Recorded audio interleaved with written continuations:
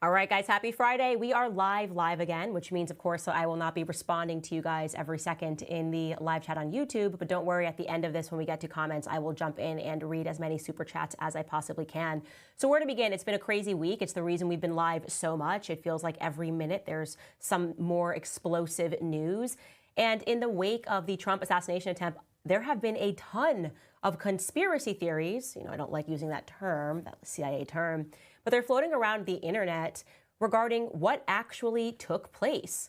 First and foremost, the left believes that Trump was in on it. I don't know if you've been seeing the clips of Joy Reid of MSNBC, but she's essentially saying that it all looks like a setup and Trump knew that it was going to happen.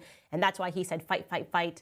And yeah, that takes a lot of faith. You would have to then believe that Trump trusted somebody so much as a marksman that he trusted him that even when he moved his head, he would just shoot his ear. I'm not buying that one. But anyways, that is pretty much the left. They're spinning theories about whether or not Trump was involved. The right, well, we believe that the deep state was somehow in on it because it just seems utterly implausible to have that much of a security apparatus and to have no one have looked around and said, oh, look, this is a high ground area. Of course, it is a risk. And to make sure that you had some agents atop every rooftop that was within shooting distance of Donald J. Trump, especially when you have Secret Service agents that travel with you everywhere. I believe that they wanted to murder Trump. But here's what is interesting. Left and right, for the first time, we are actually agreeing. We're agreeing that something was not right that day. Was there a second shooter? There are some theories about that. By the way, who was the woman that was seated directly behind Donald Trump who seemed almost too calm as the mayhem broke out? I'm going to show you that. Also, how lucky is it that the BBC just happened to be there to capture the first interview from an alleged witness of the shooting? Remember the guy, he was wearing that visor upside down. We're going to talk about him. All that plus much more today coming up on Candace Live.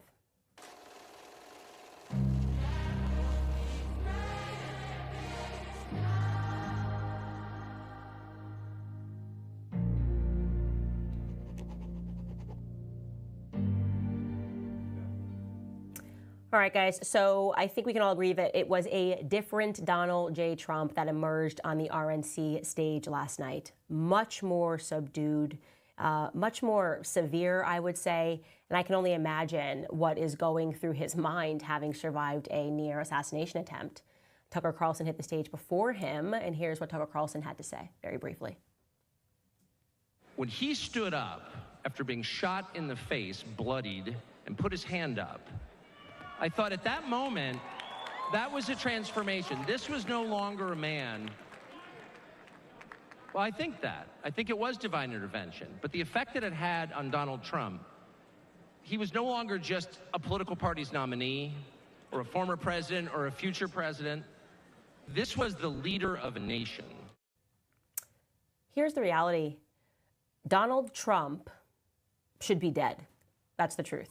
And I'm going to show you something that somebody put on the internet, put this together to show you just how close he came to death. Watch this footage here, and I'll talk over it in case there are some of you that are just listening.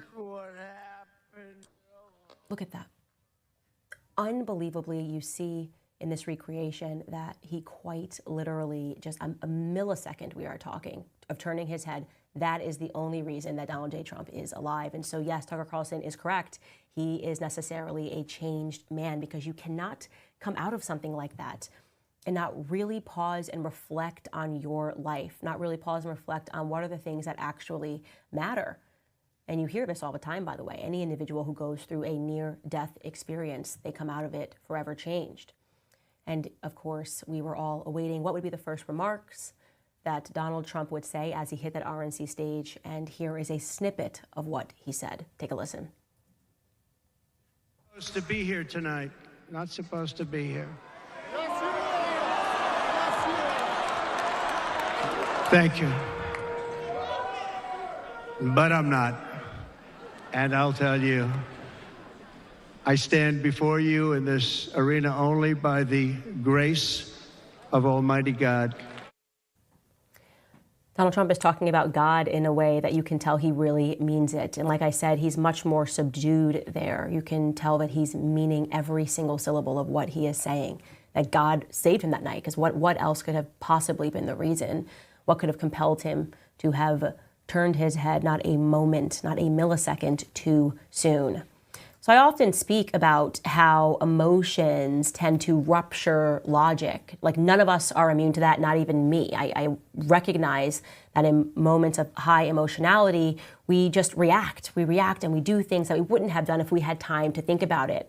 And I've been sharing that with you a lot, talking about psychology, how important it is that we talk about the history of psychology in this nation, particularly people like Sigmund Freud, who was an absolute pervert, who supported pedophilia and helped people who were pedophiles get away with it via his psychoanalysis, which was born from Sigmund Freud, and of course his nephew, Edward Bernays, who I tell you about, who was considered the father of propaganda in the United States and worked for the United States government, particularly during World War II, making sure that we were propagandized in the right way to want to sign up our sons to go die overseas.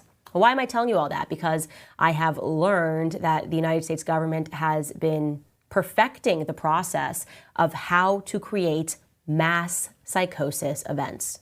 Events that are so unbelievably tragic or so unbelievably awe-inspiring. I can give you one example of a tragic, George Floyd dying. That created a mass psychosis. 9/11, watching those buildings, that creates a mass psychosis, right?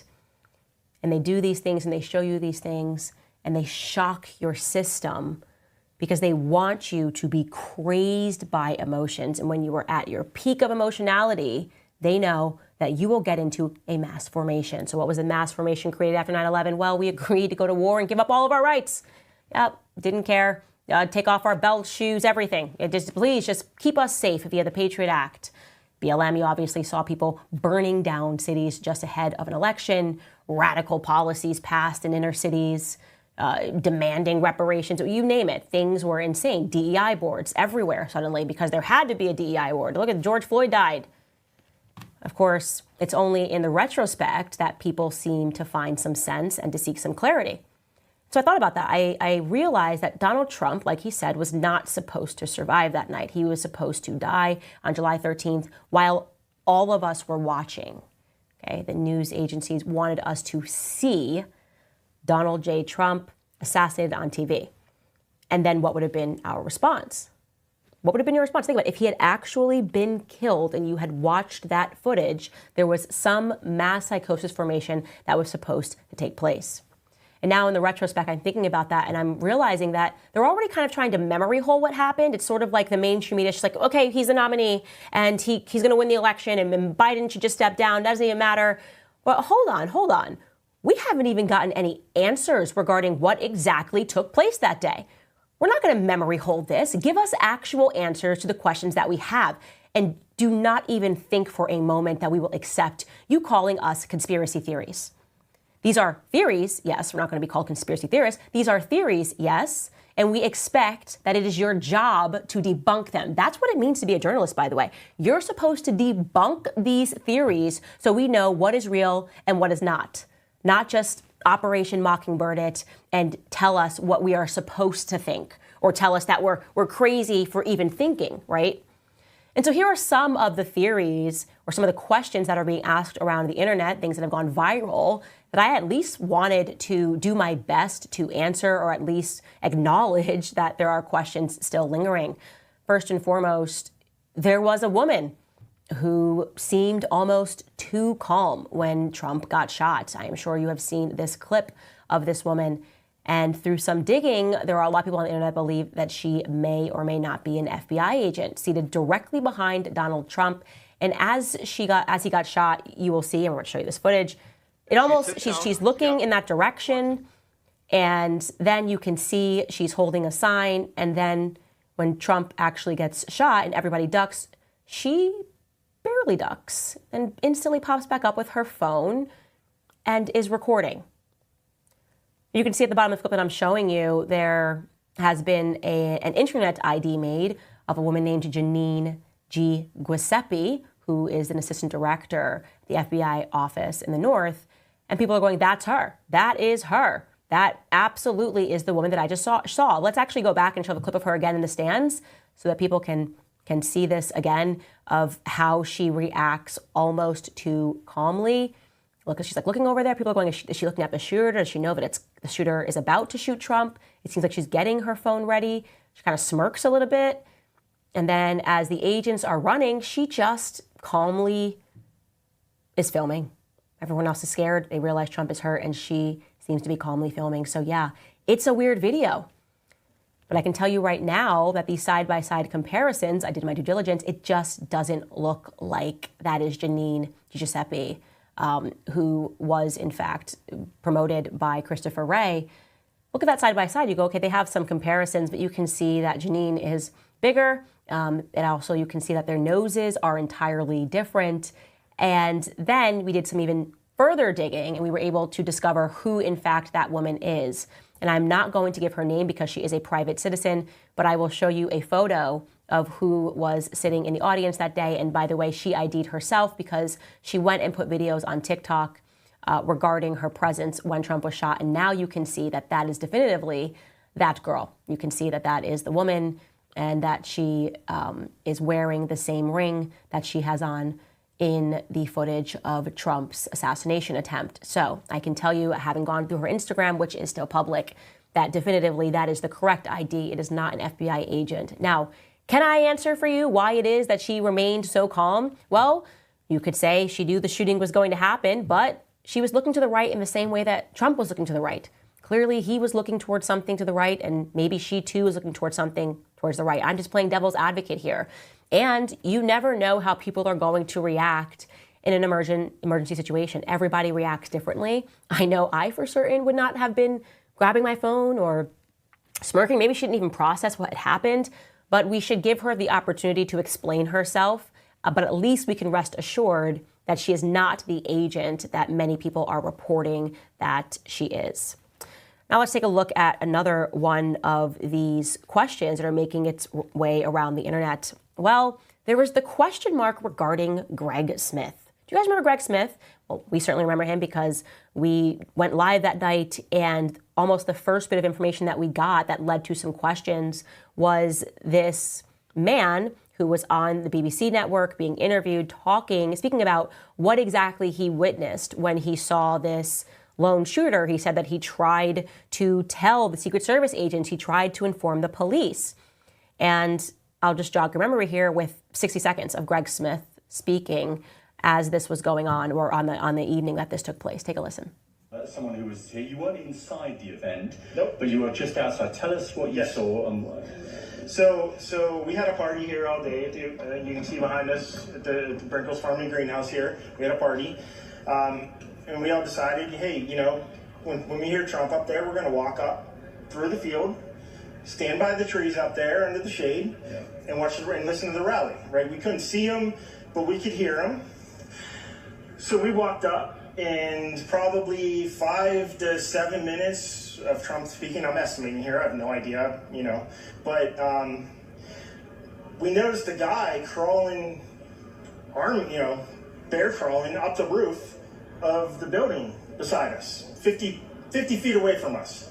So we're standing there. And we can get out of this. We're going to get out of that just because you guys have already seen this, and he just is incredulous and very heavily implies that they allowed this shooting to take place.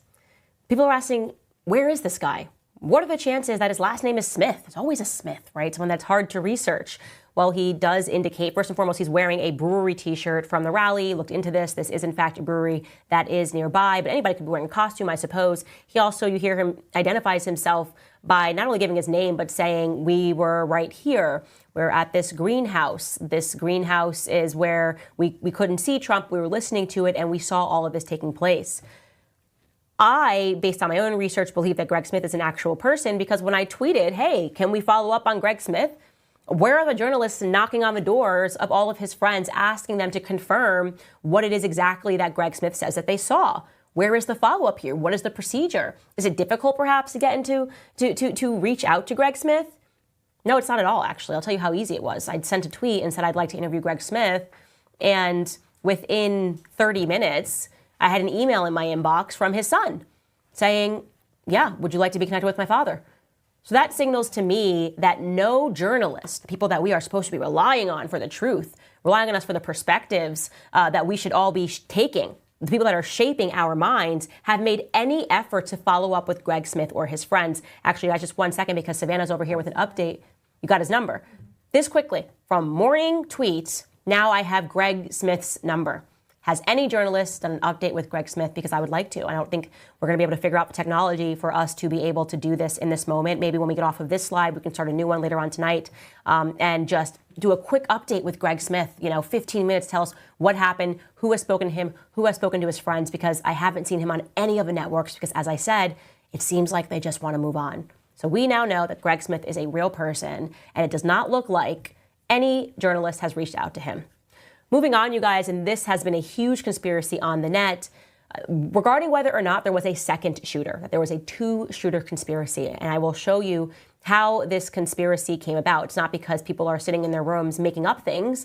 It's because people that were interviewed on that day, on July 13th, that were in the crowd, spoke about another shooter atop the water tower. There was a water tower that was at a higher point than the shooter that we know about. People allege that they saw someone up there.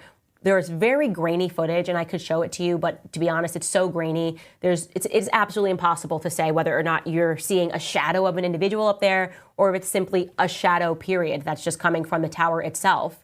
But what I can say is that this woman giving an interview is the reason that so many people believe that there was a second shooter. Take a listen to what she had to say. What I've heard coming out here is now they feel that there was two shooters on both sides. So they got the one on the tower on this side, but the one on the right side they never got. So that's why they wanted us to leave immediately, because they thought there's still a shooter out there somewhere. So there could be in these woods around Butler. So there you have it. That has gone viral, as well as other people speaking about two shooters. But in each of the interviews that I've listened to, you can hear that she says, I heard that they got one shooter and not the other. That means that that's a rumor that's making its way around. In the second video, another woman says a shooter toward, like if the shooting was happening toward the water tower, which just means in that general direction. Again, it's not clear enough for us to be able to discern that this is 1,000% true that there were two shooters. We know there were multiple shots fired from different directions because, of course, some people were shooting at Trump and some people were shooting at the shooter. I would just say that this right now is completely unverified, but I will completely commit to continually looking into it. I will obviously check your comments. You guys will send links. Nothing that my team and I felt strong enough to suggest that there was a second shooter that was shooting at Trump, as the conspiracy goes, from the water tower. I think that in these sorts of scenes, a lot of people speak. They're speaking to one another. You're speaking to the neighbor. What did you see? What did you see? While they were shooting nearby the water tower. Nothing concrete just of yet. But again, I should not be the first person investigating this or even willing to talk about it. There are people that have way better access to me. Maybe Elon Musk could just release satellite images from that day. I don't know. But the people deserve, given what they saw on that day, to have an official thought debunked. Then, of course, there's this, and I will show you the side-by-side that's making the rounds. People believe that there were intentional Fed agitators that were on the ground. Now, I'll tell you why, because we know that this is a real thing. January 6th, there were Fed agitators that were on the ground. We know that this is an operation that they run a lot of times. Most notoriously, we all laughed out loud when somebody tried to stage the Unite the Right rally, and then a bunch of people who looked exactly like Feds, like Boy Scouts, were trying to see if anybody would show up, like it was a sting operation. Hey, Unite the Right, let's see who comes out, and then we're just going to blame them and pretend that Trump supporters have become horrific, backwards, white supremacist people who want to murder Governor Whitmer, another Fed plot that was debunked. But look at this side-by-side that somebody created on the internet. It says, this guy looks familiar. And then they show a picture on the bottom here of who we all believe to be a Fed at the Unite the Right rally, obviously. Now, we can't even ID the person on the bottom, so we certainly won't be able to ID the person on the top. What I can say is that there's obviously a similarity. Yeah, do they look alike? Yes, they do look alike. But he doesn't exactly have such an interesting look that it would be difficult to find someone who does look like this. Like, it's a pretty standard haircut there. He's wearing sunglasses, and there would just be no way for us to say whether or not this is the same individual. But what I can say is that there is a way for the people that are surrounding Trump He needs to hire a private security firm or simply rely, or just people that you actually rely upon. It could be someone in his campaign. It could be a family member to do the due diligence. Someone who is not fearful. Someone who is not scared to be called conspiracy theorist. Tucker Carlson, get me on the job. If you give me access to the information, if you give me a list, Donald Trump, of every person who you are being told was on the ground that day, I will go through, I will crawl the internet, I will request footage from every person that was on the ground that day, and I will do face-by-face matchups to make sure that what you are being told is the truth. I will figure out who that guy is. It's that simple. And again, this should not be just the internet that wants to know this. Donald Trump should want to know this. He should want to know who wants him dead, and he certainly should not be relying upon the same people who had the lapse in security to tell him the truth. So what do I believe is actually going on? Because there's a lot to process. Like, do I actually believe that there was a second shooter? Do I actually believe that the feds were on the ground and they were intentionally there to allow Trump to get shot at? Well, I think there is no question that things are not adding up. They're not adding up in the retrospect. There's nothing that they are giving us other than just implying that we need to move on. Couple of points that aren't adding up. Well, one, the Secret Service is alleging, or they've shown a picture, that they found a transmitter near the shooter. Okay? Transmitter near the shooter, Thomas Matthew Crooks. Near his body, here's a transmitter. So trying to sound a signal, here's a photo of it. You can see it on the ground. And they are alleging that it was connected to explosives that were found near his car. Now, let me ask you a question, just common sense. I know, crazy, you stop with the common sense. If you were going to explode a car, right? If you were like, I'm going to blow up this car, why would you do this on the roof? Well, the government is theorizing that he wanted to provide some sort of a distraction. That theory makes no sense. Because if you blew up a car before you shot the president, the car blowing up would be the reason that they took the president off stage. That would be a threat. Okay, that's not going to create a good distraction for you. So what were you going to do? Put yourself in the car in case you got away with shooting the president? Did you actually expect to survive shooting at the president and then get into your car and blow yourself up? Again, the story does not make sense. Neither does the fact that not a single individual has been fired yet. No one has lost their job, least of all Kim Cheadle. Rather, the world is being lectured. There are actually articles about the rampant sexism. Oh God, how dare we say that women should not be guarding men physically that are larger than them. How dare we say that men should guard men? That's actually what the media is doing. They're making us feel bad for looking at these women and saying, this is a joke. Get powerful men surrounding Donald Trump, the kind of men that instantly jumped all over him trying to save his life, effectively did save his life.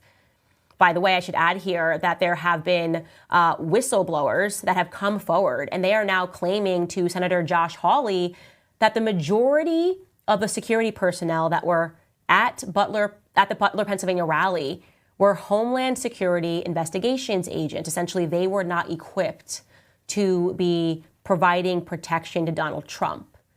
That's a problem. That's a real problem. What do I actually believe? Well, I believe that what was supposed to happen that day was Donald Trump was supposed to be shot. We were supposed to watch it. We were supposed to have a visceral emotional response to it. And the mass formation psychosis that was to follow, similar to 9/11, was for us to acquiesce to war. Because I'm sure you didn't miss this in the news, but they're alleging that there was a threat from Iran, that Iran, they had received some sort of a communication, had intercepted communications that Iran, the country that the elites are begging to go to war with, apparently wanted to assassinate Donald Trump that day. Now I can tell you that Iran instantly has responded and said that this is crap, that is an absolute lie. They had nothing to do with what took place that day, and that this is typical of the CIA when they want to go to war. They create a false flag event to get the people on the side of war, and then everybody agrees because they're so emotional. And would that have happened? Yeah, maybe. Maybe people would have been so emotional having watched Trump die that they would have believed that Iran was behind it. But instead, Trump survived. And what was the mass psychosis formation that took place there? Well, because he survived, it turned Trump into a national hero. I think probably Hulk Hogan last night at the RNC best exemplifies how the American people are feeling now. Take a listen. But what happened last week when they took a shot at my hero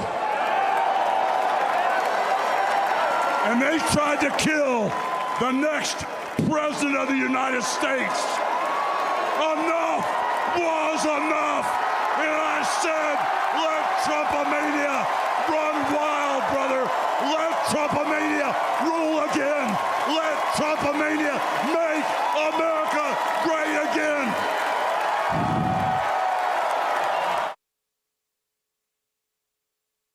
Not the mass formation that you were hoping for, but that's what you got. Now people are rallying behind him like never before because he's here, he has survived it, and yes, I believe very much it is because God was with him that day. All right, guys, now before we move on and get into some stories, or rather one story regarding Bella Hadid, which has me very frustrated right now, I do want to tell you about one of our sponsors because what they are doing just lines up so perfectly with what we believe our mission is as conservatives and as Christians. We all drink coffee, so why not drink 7 Weeks Coffee? That is America's pro-life coffee company. They're on a mission to fund the pro-life movement 1 cup of coffee at a time. And why the name 7 weeks? Well, because at 7 weeks of development, a baby is the size of a coffee bean. And it's the first time a heartbeat is clearly detected on an ultrasound. So that's why they donate 10% of every sale to support ultrasound services at pregnancy care centers across the country. 7 Weeks Coffee is launching an exciting new initiative called Drink More Coffee, Save More Lives, because they are so close to saving 5,000 lives.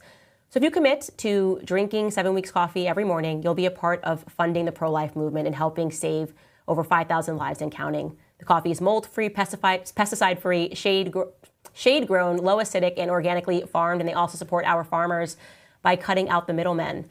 They pay farmers directly, which gives them 300% more than fair trade requires.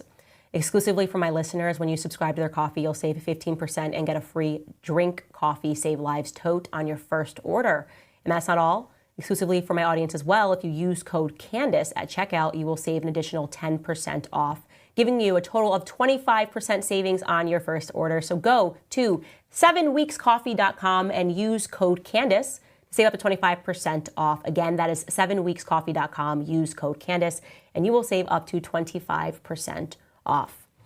All right, guys, we got to talk about Bella Hadid. I am very upset. I'm very upset about what's going on right now. It's outrageous. You know what it is? I hate liars. And liars hate me. I figured this out. Like, that is the thing. People who lie can't stand me for my audacity to tell the truth in times when they are just trying to create a mass psychosis event. And I especially hate people that operate like bullies and pretend to be the victim. Okay.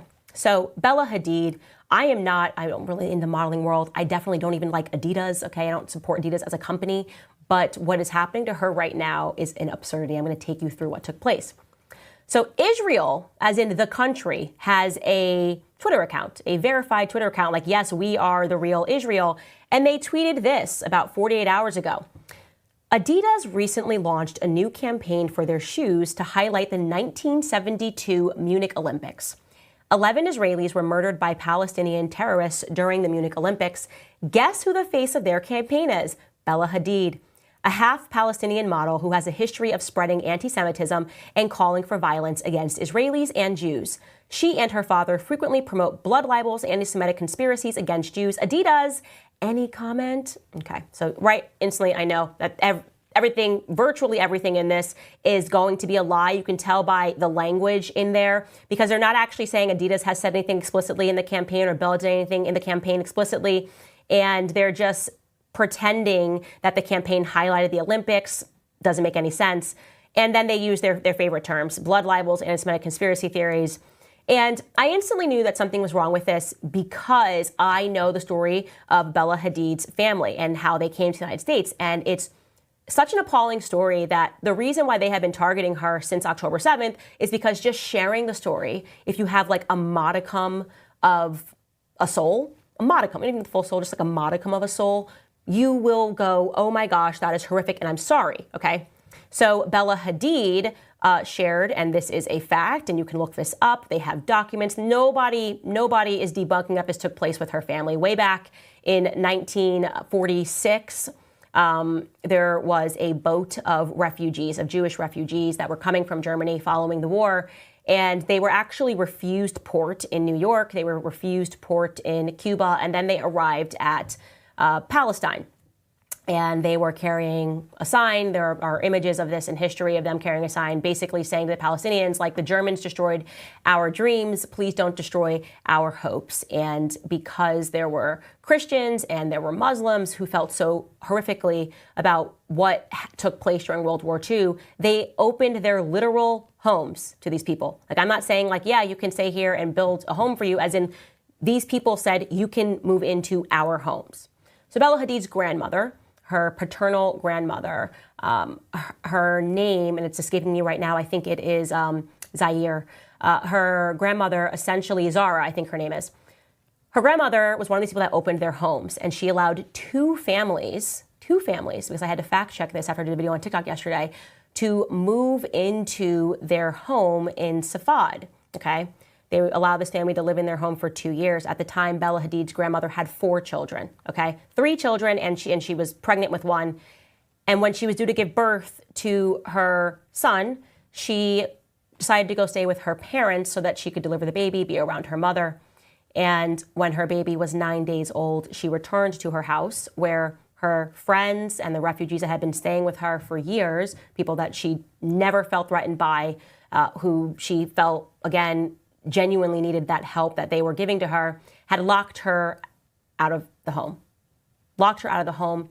The gate was locked, and when they tried to communicate with them, the people said, if you try to get into this house, you will get killed.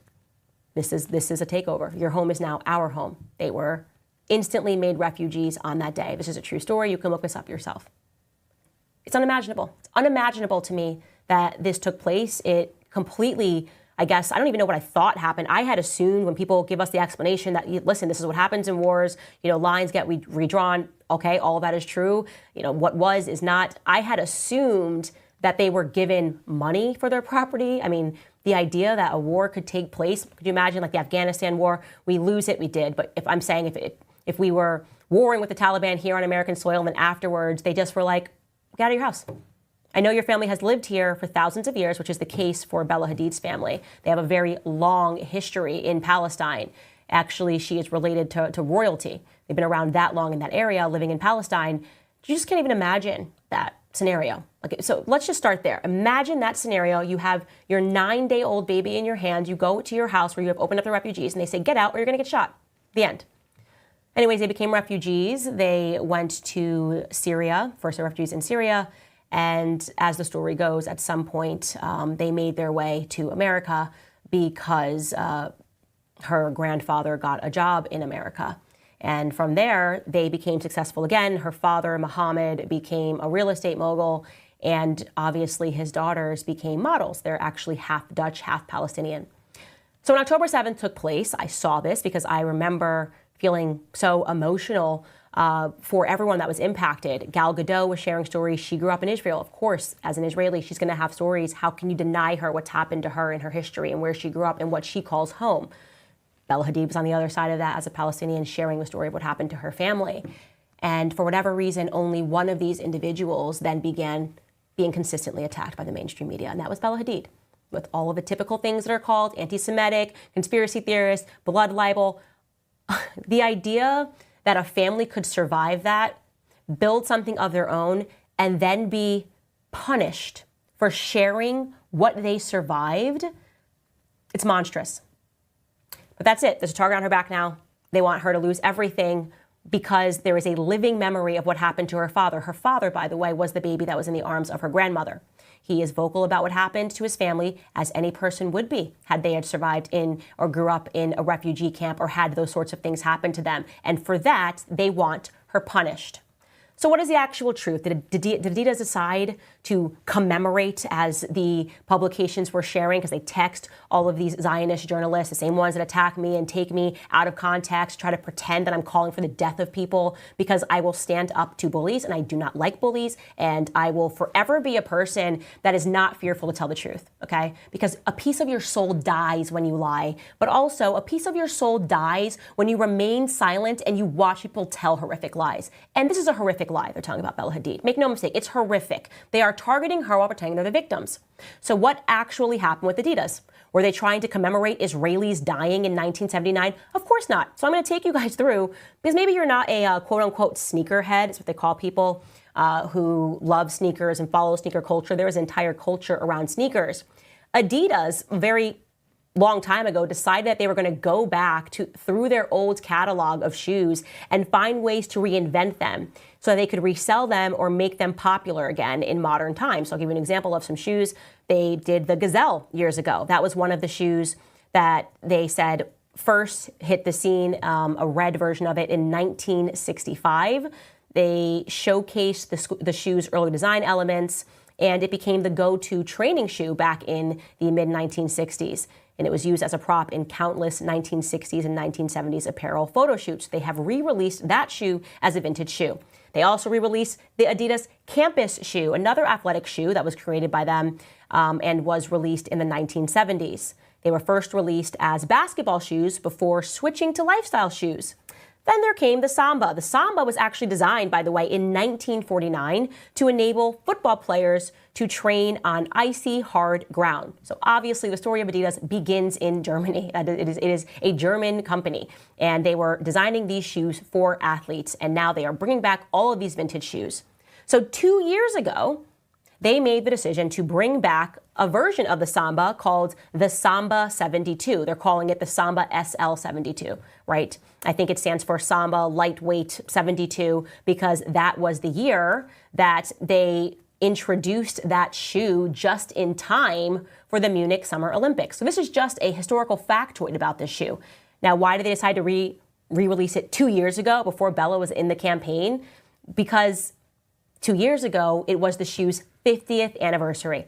So just people in a room going, okay, it's 50th anniversary of this shoe, let's re-release it. And they did. They relaunched it for $80 a pop 2 years ago, and nobody cared. Israel didn't tweet about it. Until this year, when they decided to make Bella one of their models. And if you looked at that Israel tweet, you would go, oh, they must have just picked Bella. Nope. There were multiple models that were selected to rock this shoe and to, of course, as models are supposed to do, she has been an Adidas model for years, get other people to sell it. She's a supermodel. Her job is to literally sell clothing. So there were more people that were a part of this campaign. I'm just looking for the names here because I want to actually tell you just how absurd this is. They had was it ASAP Nast, Skylar? ASAP Nast. They had a footballer that was another person who was a part of this campaign. They had a Chinese person who was a part of this campaign, and Bella Hadid, who happens to be half Palestinian and who is on their, what I call, journalist hit list, right? They're going to keep stalking her in the same way that they stalk me. They're going to take things that she does out of context. They said nothing to the other 3 models that are featured in this campaign. They said, no, this girl, she's a problem. She's doing this because, oh, do you know what happened during the Munich Olympics? Do you know what happened? So clearly this must be the reason that she was selected 2 years after they premiered the show to simply model the sneaker. Again, they lie. They lie. They did not tell anybody that the shoe was released 2 years ago. They did not talk about the other models that are featured in the campaign. And of course, they said nothing about the Munich Olympics, nothing about commemorating the Olympics when they released the shoe.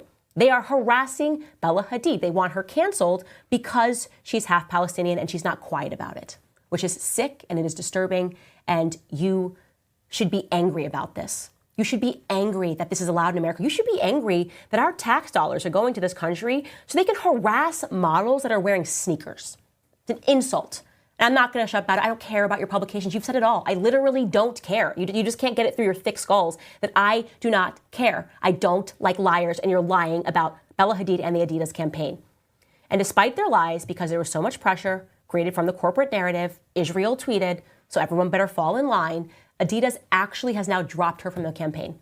They've apologized. They didn't even, by the way, give an apologetic like a quote that makes sense because they didn't do actually anything wrong. They apologized for how people felt about the campaign.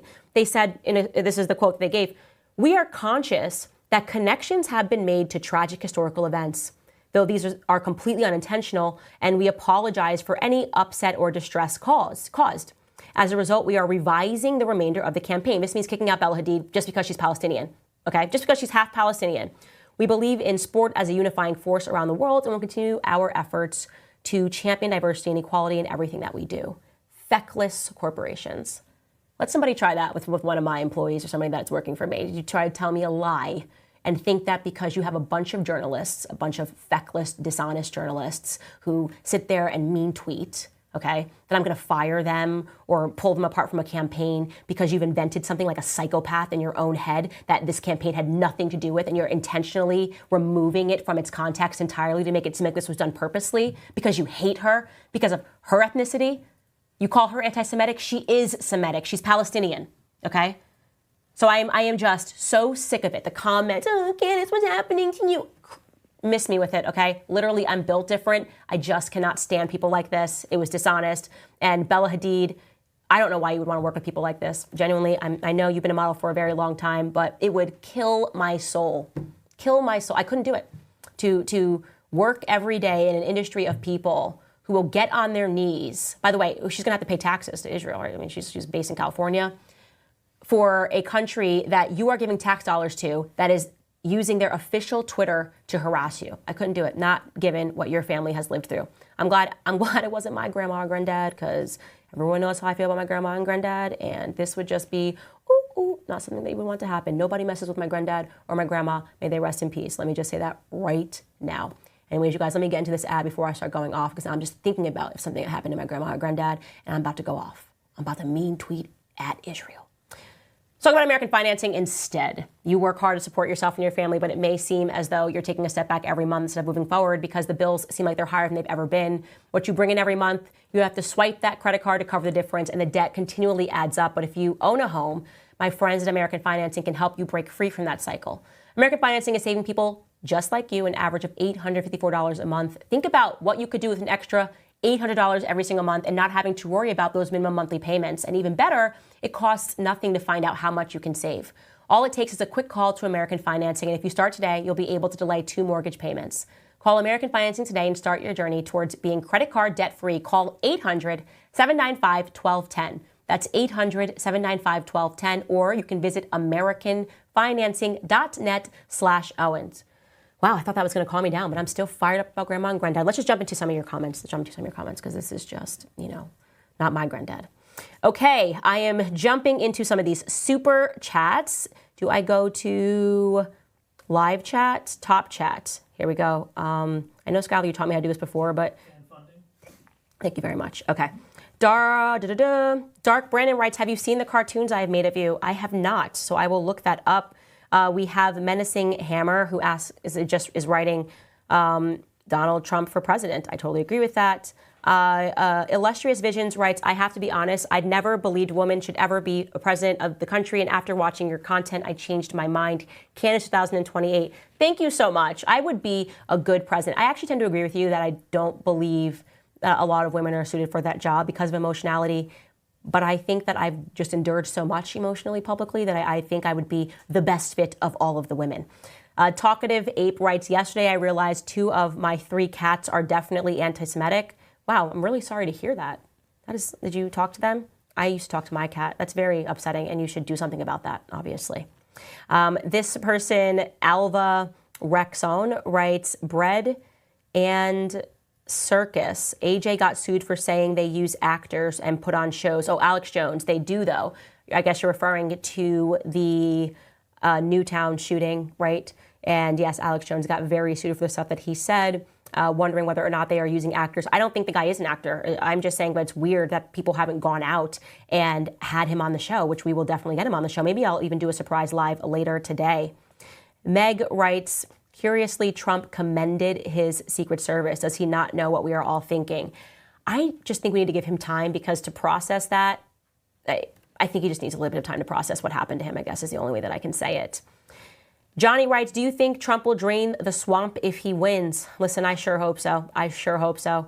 I hope he brings the country together, which I think he did last night. I hope that he has the right people around him. I don't think that in his first 4 years he had the right people around him, and they kind of engineered his administration, basically getting him to do things that I don't think Trump actually would have done. But it's hard because his entire presidency, he was really drinking from a fire hose. You know what I mean? He couldn't come up for air. They kept the pressure on him every minute of every single day with baseless lawsuits, and he needed to have people around him that he could trust, and I don't think that he ever got that. Virginia writes, Candace, please look into the story of former Naval Intelligence Officer William Bill Cooper and his book, Behold a Pale Horse, which exposes the government's agenda against our country and the American people. I've heard about this book, and I believe he was killed, Bill Cooper, eventually, in like a shootout with police, and that's all I know about it. I think he was a former Naval Intelligence Officer who then started doing radio. Don't quote me on that. This person, Color TV, writes, Muslims believe Jesus will be back on earth to judge us. As a Muslim, I proudly say Christ is king. I support all my Christian brothers and sisters on the path to heal America. God bless. Christ is king. I absolutely love that. Shane writes, Candace, can you recommend another book for us? The Candace Owens Book Club. Yes, I'm going to launch that next week. Plus, we have the next Candace Cup, which will be on sale next week. Should I tell you guys what it says? Should I tell you? No, I can't right now. You guys are crazy. Nope, I can't tell you, but you're going to really like this next Candace Cup since we are discontinuing the old Candace Cups today. So if you haven't purchased it, purchase it right now, people. I'm going to read a couple more of these. Amanda writes, God was with Trump. He has a purpose. Delilah writes, Jesus is the truth, the way, and the life. Candace, I am struggling with hope in the wake of the political unrest around the world. Share with us a Bible verse that maintains your faith in God and or humanity. Love your content. It's not a particular verse that maintains my faith in humanity or my faith in God. It's my faith, period. And that is one of the most beautiful things. And particularly for whatever reason, since becoming a Catholic, I have just had a very cheery perspective because I know that we win. And so even the persecution that I'm suffering, watching Tucker suffer, the persecution he's going through, I just have this perspective, this giddy, happy-go-lucky perspective because I know God is real. And I just feel bad for people who don't know that, because how that completely shifts your mentality and completely shifts your heart and your perspective in the best way possible, because you're like, this is not it. God is real, and you can feel him moving right now all across America. I just hope that in watching this podcast, I am sharing with people in a way that makes them at least curious about faith, to recognize that even if you think you don't have faith, there is a faith being established for you by the government. And it is a satanic faith. And the only way that you are going to be able to counter that is with faith in the real one true God. Candace, what is your fave easy go-to meal to cook? Amanda. Probably just chicken and rice.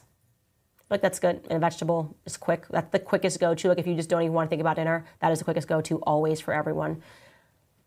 BlackRock played a role in the Microsoft incident. Why? I don't know, Queen J, but I will look into that.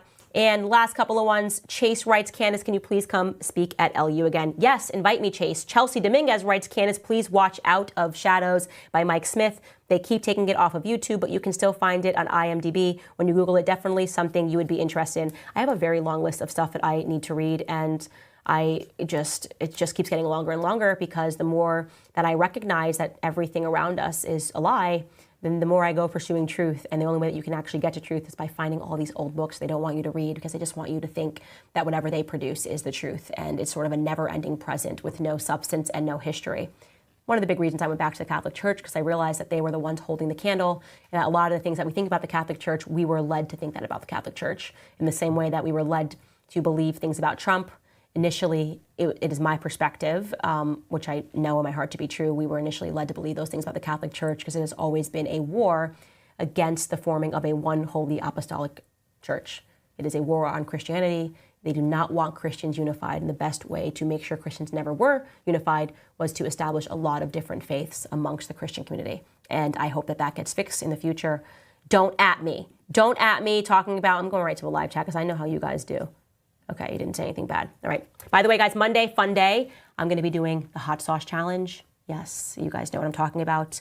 The live chat went up to 15K the other day while I was in it, and I said if it hit 15K, then I would eat Hattie B's hot wings. They're called Mother Cluckin' Hot. It's not going to be just me. I'm going to make the whole team do it. And I just live chat. You guys are bad people. You don't even feel bad. You're going to watch me cry on the internet. You guys are just mean people for having it hit 15K, but I am going to do it. because I love you guys. And when I say I'm going to do it, when I say I'm going to do something, I mean it. So we will see you guys on Monday. By the way, get your Santa's cup. This is the last day. It's on sale. clubcandace.com. You better collect them all like Pokemon, because at the end of the year, if you've collected them all, every 1 million subscribers, maybe there will be a prize. Maybe there won't be a prize. Maybe there will be a prize. And that's the important thing. clubcandace.com or locals.com to support the show. If you can, give monthly so to keep us free, so I can yell about things without being canceled, because I don't rely on, the ecosystem of journalism. I don't even know what I'm saying. Goodbye. It's Friday. I'm tired. I'll see you on Monday.